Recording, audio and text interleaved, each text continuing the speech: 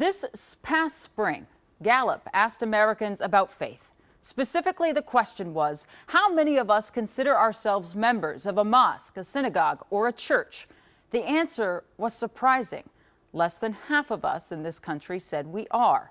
That is the first time that has happened since Gallup first asked the question in 1937. So I asked a pastor today, in his opinion, why is this happening?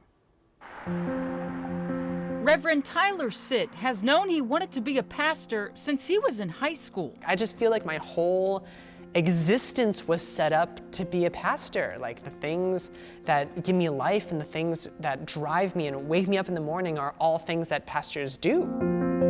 Tyler, you see, is a new kind of faith leader. I am the church planter and pastor of New City Church. And church planter means that I started New City Church from scratch. Whoa. You started a church from scratch when less people are going to church? Yeah. With less than half of Americans saying they are part of a church, a synagogue, or a mosque, why would a person start a new one? Especially when a reason given by those who say they're not in one is that they have less trust in institutions. So if people say, you seem great, Pastor Tyler, but I don't trust organized religion. As a precursor, like, every person at New City Church has told me that. So this is a refrain that I hear a lot. The church only shoots itself in the foot by pretending that the corruption that has marred the church for generations, truly in some ways since the founding of the country, if we don't acknowledge that, then we're just gaslighting people who honestly have like realistic and grounded doubts about organized religion. Tyler says he listens to those doubts and embraces folks' reticence. And he's also realistic on how to meet people where they are in modern times. If church is simply a series of TED Talks that are Jesus-y, people will be able to dismiss it as easily as they dismiss TED Talks. So like, I think that churches need to reclaim a lot of the tradition that created experiences that when they're walking out the door, they feel more in touch with a source of power and a source of love than they did before.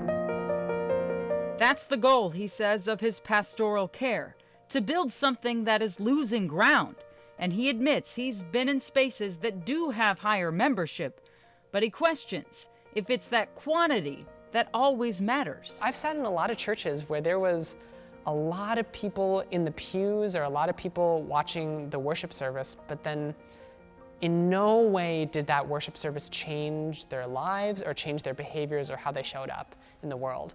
And that is much more disturbing to me than knowing that the statistics show that fewer people are in the pews, but the people who are in the pews are having a meaningful experience that is changing their lives. Some other interesting statistics from that poll to think about or discuss with your family, friends, your community right now is how those who report to belonging to a place of faith are when it comes to age, how old they are. Here's how it breaks down. 66% of American adults born before 1946 belong to a church. Compare that to 58% of baby boomers. It keeps going down. 50% of Generation X and 36% of millennials. So you see where it drops off as people get younger.